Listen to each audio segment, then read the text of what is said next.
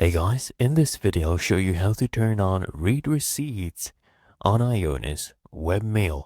First thing I want you to do is log into IONOS Webmail, and then right here when you come to compose a new email, when you click on new email, it will ask you to enter, to, or you can add CCs as well, who you're sending the email to. You can add a subject.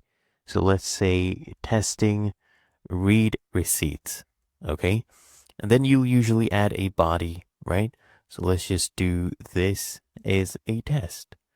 Now, whatever your email is, the most important thing, what you want to do is come here at the bottom. You'll see these three dots. I want you to click on this, and then you'll see all of these options.